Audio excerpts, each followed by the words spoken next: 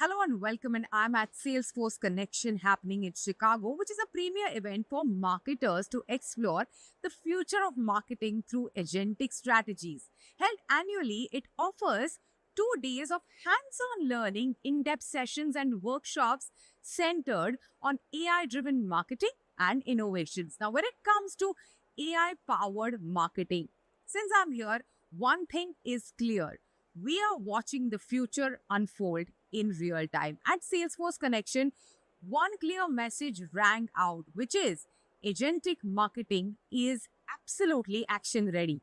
And with it comes a new playbook for how brands connect, engage, and co create with customers in ways that feel deeply personal at scale. One of my standout conversations at this event was with Ariel Kelman, who's the CMO of Salesforce, on how agentic AI is transforming marketing roles, the future of personalization, and what's next for customer service and marketing in an AI first world.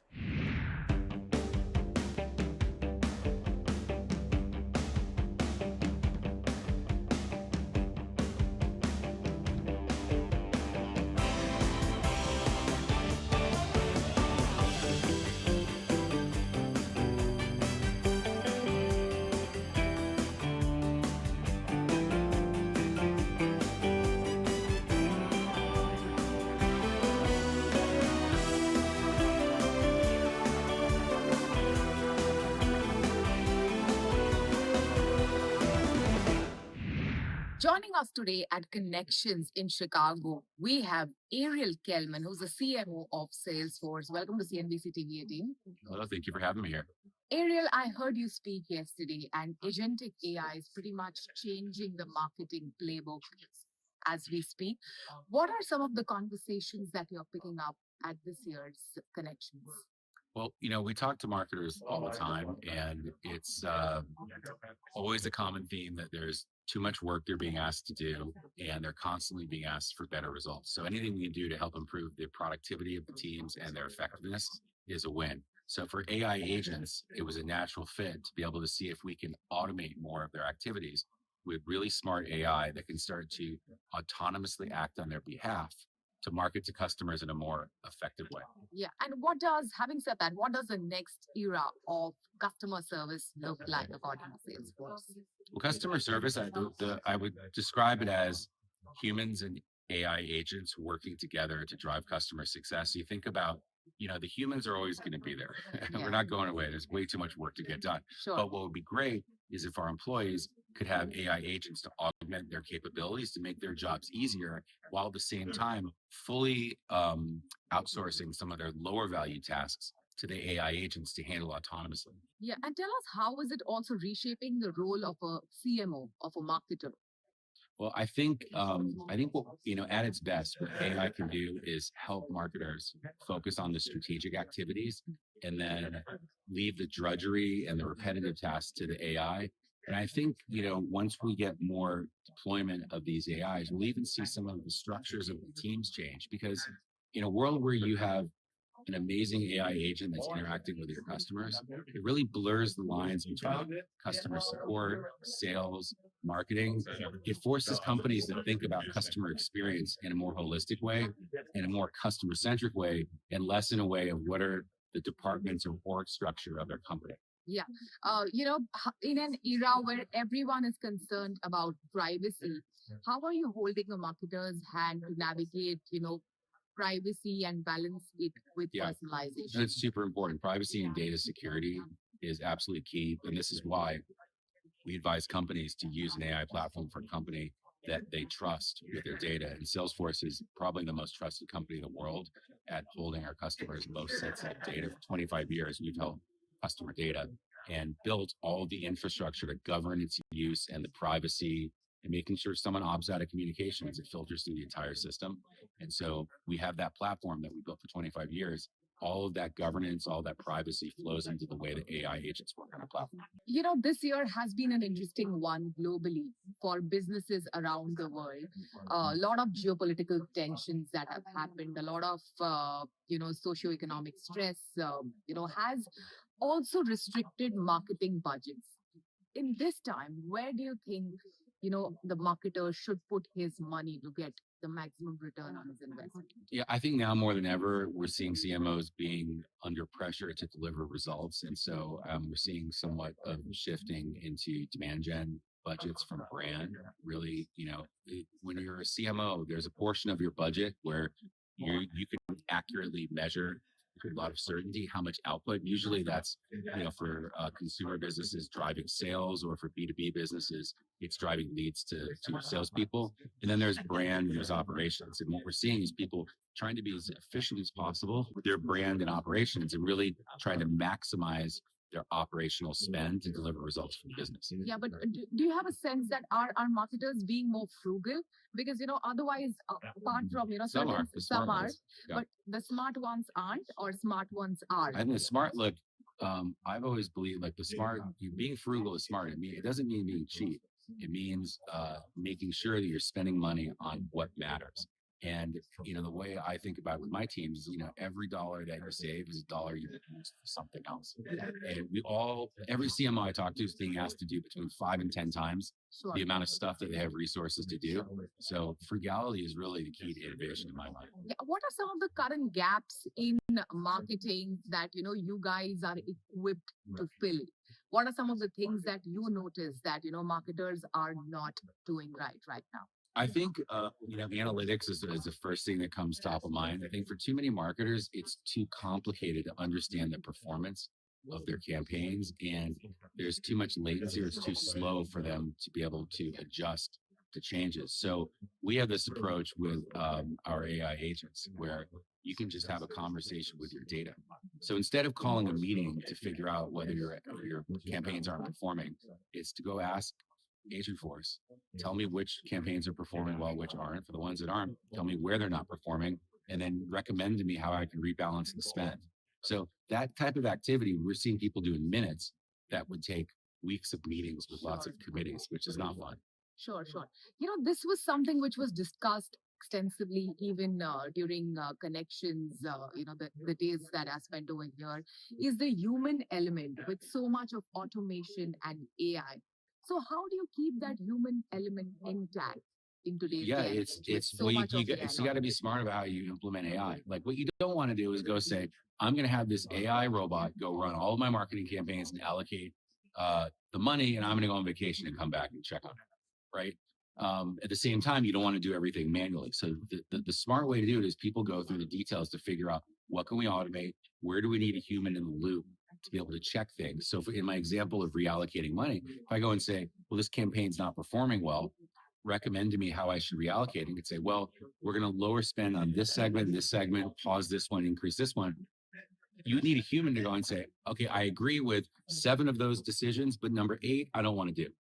So that's the smart way to do it. Yeah, let's speak a little bit about Salesforce and what are you most excited about as a leader, as a CMO going forward? What is that innovation that excites you as a leader that you're taking to the market? I think it's this technology of AI agents that we've been talking about, because it fundamentally changes the way people work. For too often in business applications, so much of the human work was clicking on forms, maybe looking at reports. But now we can have this incredible intelligence of AI sitting right next to our employees and really making every employee as effective as our best employee. Sure. And then also for our customers, if you can create a customer experience that is self-service, where they're talking to an AI agent, you're replicating the experience of them talking to your best employee, that's magic. Thank you so much, Ariel. Thanks for joining us today. You're very welcome. And then, in a world where trust, tech, and personalization collide, how are marketers staying ahead? We caught up with Bobby Jania, who's the CMO of Salesforce Marketing Cloud, to explore how AI, first-party data, and cross-channel orchestration are shaping the next wave of customer experiences, and how Marketing Cloud is helping brands move faster, smarter, and more meaningfully. So, more than reaction or reactive or prompt-based answers, you are making AI, work with the marketers and be more proactive is what you're trying to tell us. It's a great way to think about it. Yeah. And how do you do that, and how are you helping marketers do that to be more autonomous, more with a brain? Mhm. So I think if you think about kind of like the waves of marketing, like the idea of marketing automation has been around for a while now. But marketing automation is just that. It's very reactive. It's very much the marketer is driving everything. The marketer is constantly in control and kind of like, overseeing all the subtasks. With agentic marketing, when you start to get that proactive nature, now imagine that you can offload tasks to the AI. Paid media optimization is a great example. Where every day, every hour, the AI can go look at how your campaigns are performing across different paid media sites. And then just like an employee might, when you think about digital labor here, just like an employee might alert their boss of a potential problem and ask their with a potential solution, ask their boss, can I go ahead and do this? Now you have an AI agent doing that. Where the AI agent's alerting you that something's wrong with your campaign, something should be changed. And asking, can I go and take care of this? And that's becoming increasingly proactive as we just discussed. But how do you ensure that it aligns with brand's voice, with compliance and safety as well? What are the guardrails in place? So the way we build Agentforce as a platform is that we give our customers total control. We've built it with a reasoning engine, and we have this concept called topics and actions, right? And the idea here is that when a human, whether it's an employee or one of our customers' end customer, actually interacts with that agent, the reasoning engine is what figures out, well, what topic does this align to? And then once it kind of identifies that topic, every topic has a set of associated actions. And that's the guardrails that it can take place on. So as an example I can give is you can go to salesforce.com today, interact with our web agent, and start asking questions about our products. And it will return answers. But if you go and ask for a recipe on chocolate chip cookies, it's going to turn back that that's not a topic it is able to respond to and kind of reset saying, this is what I can help you do. And so that really helps all of our brands have the guardrails and controls over what an agent can and can't do, how they do and don't respond. Correct. Bobby, traditional marketing had something called as the brand custodian, where, the person is responsible for, the brand. So how much freedom do you think agentic AI can have to act on behalf of the brand in today's day and age? Well, what's great is through the idea of prompting, we have a component called Prompt Builder. And what happens is that it kind of behind the scenes, you set it up so an employee might enter a prompt, right? You might talk to the agent in some way and say, hey, here's the question I have, here's the action I want to take. But then all these items are like appended to it. So imagine that now all of your brand guidelines are added when you ask it to go create an email or create a message, whether it be, what's the voice of the brand? Are we aspirational? Do you require an Oxford comma? Like whatever that might be. And so that the agent will respond with that tone and voice that a brand ambassador would have used before because it is aware without the employee having to think about this every time or be worrying about it. It's set up in those guardrails. Bobby, also give us an understanding on how are you building this proactive AI? Like how are you making it so personal? So the big thing here is that Salesforce, our customers put a lot of their customer data inside of Salesforce, both whether it be structured first-party data or unstructured data. Think a conversation you had with a service agent back and forth. And what Agentforce and large language models are really good at is dealing with vast amounts of data. And so that data can see, I can know, looking it up, what products someone has previously purchased, what products they've recently been looking at, if they've had a customer support issue, what was the problem and how long ago was it? And all of that really allows us to then craft a message or tone that is unique to that customer, that has the right level of excitement, expression, empathy, depending on where that customer is and at that moment with that brand. Bobby, when COVID happened, one of the key conversations was how a marketer has to be agile, how he has to adopt and adapt very, very quickly, adopt anything new and adapt very, very quickly to the situation around them. So what does marketing excellence look like in the era of agentic AI, according to you? Yeah, I think that agentic AI is going to allow marketers to continue to go even faster, right? Like that agileness. I mean, I felt it at Salesforce. I felt it from our customers.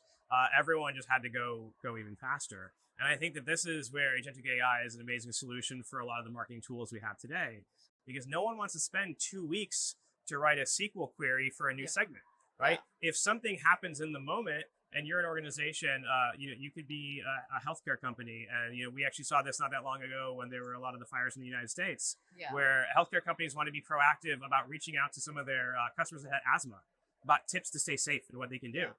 If it takes 2 weeks to write a query, fires are done. Right. And so how do we help our customers move faster where they can act on that data? Where now creating a segment is as simple as writing a prompt. And then that can go out, and creating a campaign can be as simple as writing a prompt. Creating email can be as simple as writing a prompt. So we can help our customers go faster, which just helps them stay much more relevant. And that's true no matter what industry. It is time for a short break. On the other side, we are catching up with Julie Nestor, Executive Vice President, Head of Marketing and Communication, APAC, Mastercard, on how Mastercard is elevating brand visibility through the Priceless platform.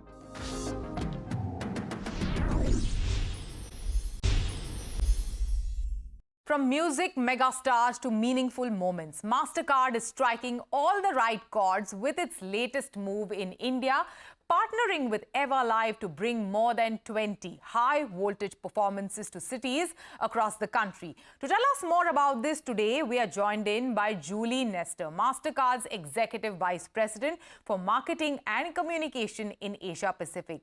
We are getting her take on brand purpose, cultural insight, and why she thinks now is the perfect moment to turn up the volume in India. Hello, Julie. Hello, thank you for having me.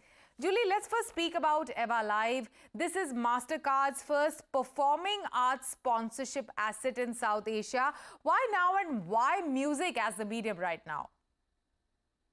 Yeah, look, we're very, very excited about this new partnership. Why now? I think music has just never, been so exciting, and live performances particularly. And as you know, since the drought that we had in COVID, people are just so keen to get out and really experience live music. So we're seeing the increase, in live music and entertainment. In fact, it's now surpassed a US $1.4 billion economy, and with an estimated 19% CAGR over the next 3 years. And particularly interesting for us is the fascination that Gen Z have with live events and live music. And, with 2/3 of the India population being under the age of 35, we see this as a fantastic way to reach them and provide them with, immersive experiences that link to their passions. Yeah, and we saw what happened with Coldplay last year. So with live events returning in full swing, as you mentioned, how does this partnership with EVA Live fit into Mastercard's broader marketing strategy in the region? Yeah, well, I hope you'll recall that our DNA really is about Priceless, and Priceless is all about linking consumers to their passions. And that's something that we've been doing now at Mastercard for 27 odd years. And music is a key passion, as I mentioned, particularly with this younger audience. So we wanted to find an opportunity to bring that to South Asia. And the EVA Live partnership allows us to do that with some really strong artists. And it also allows us to take music beyond just tier 1 cities and really reach communities and consumers all across the country with this proposition. Since you mentioned Priceless, so how are you measuring this ROI on all of these priceless experiences that you're curating? Sure. Well, we obviously look at what it does for our brand overall. So we pay attention to the brand metrics. But very importantly, and what we've seen particularly with Taylor Swift when she did her Eras concerts in the US, is the lift in overall spend that you see. So it's not just the ticket price value, but obviously people travel in. We see accommodation and T&E spend significantly increase. In fact, in the US, it increased about 68% for restaurants within a 2.5-mile radius of where the stadiums were. So we see the accommodation benefit.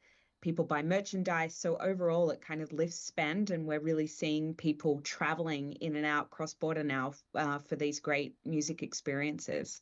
And wearing the marketer's hat, Julie, if I may ask you, how do these collaborations, help differentiate Mastercard itself in a very hyper-competitive payments landscape that we have today? Well, in recent research that we did, we saw that over 80% of consumers saying that they look for their financial services brands to actually offer experiences that link to their passions. And that's something at Mastercard that we've been very focused on doing, whether that be through sports, whether it be through, art, culture, dining, experiences. That's what we want to offer. So I think that this is a great opportunity, to further that engagement. It drives for us, new spends, new customers through our bank partnerships, because people are desperate to get the tickets, and we know that there's actually a lot of barriers just through the purchasing and logistics of going to a concert. And so for us to be able to give customers access to pre-sale, be able to get the tickets first, and then get exclusive experiences as well. We see that when we do that in other markets, where these experiences are selling out within minutes. And that's a great experience that we can offer to customers. So that drives stickiness for our brand as well. Wonderful. And how does, Mastercard plan to extend this strategy beyond music to other areas of passion and entertainment in the region? I know that you associated with the Tokyo Marathon as well. Being an avid runner, I keep a watchful eye on all the running events. But tell us more, how are you taking it to the other passion points? Sure. Well, we do passion research with consumers actually every year. And so we've identified the top 10 passions of consumers, and we try and then create experiences and assets around that. So if you look across the region, we have everything from arts and culture to tennis, with our Australian Open sponsorship. We've obviously invested in cricket before in India, Tokyo Marathon, as you said. Also, gaming is another huge passion. So, we have a partnership with Riot Games. So we look to, really curate and find these assets that we know link to consumer passions. And so that is true across Asia Pacific. And India is just such a great opportunity with the population size and also, the younger audience. I think music is a real sweet spot, and that's why we've taken on this partnership. Yeah, coming back, since you mentioned music is a sweet spot, coming back to the partnership with EVA Live, if you could attend just one of these 20 shows incognito as a fan, which one would you choose and why? Well, even though I'm quite a lot older than him, I've had a crush on Enrique Iglesias for the longest Absolutely. time. So he's my number one. He's my hero too from the song. Exactly. Yeah. But you know what I love about this as well? Yeah. It's such a diverse range of music experiences that we will be offering, whether it's rock and roll, whether it's sort of EDM, pop, comedy. It all fits under this. So it appeals to a very diverse group as well. Yeah. Also, do you remember the first concert you ever attended, and how did that make you feel? Does it connect you to your vision of, when you create these priceless moments today for the consumers? That's such a great question, because I think I was only about 16 years old and I went and saw John Cougar Mellencamp in Sydney. And I went with two girlfriends and we got so dressed up, and, we were just so excited to be allowed out to go to a concert by ourselves. So it's a very, very memorable experience. And, I love live music, and I love everything that it brings, that connectedness. Even when Lady Gaga was recently here in Singapore, even as crowds were waiting to go home, through transit and having to wait in queues, they were all singing together. It really brings that kind of human connection, which I think is beautiful. Yeah, having said that, is there any dream artist, through this partnership, through Mastercard, that you would love to see Mastercard bring to Asia or maybe to India someday? Could I ask for Beyonce, please, if she's listening? Please come. Yeah, I mean, there's so many, but I think, what we've seen through Taylor Swift and through Gaga, through Coldplay, these tier one artists, obviously there's a lot of passion around them. But also what we see is even some of the smaller artists that I certainly haven't heard of, they sell out as well. I think, people have got extremely broad tastes in music. So we hope that we can satisfy a lot of different tastes with this partnership. Wonderful. Thank you so much. Thanks for joining us, Julie, and sharing all of these insights with us today.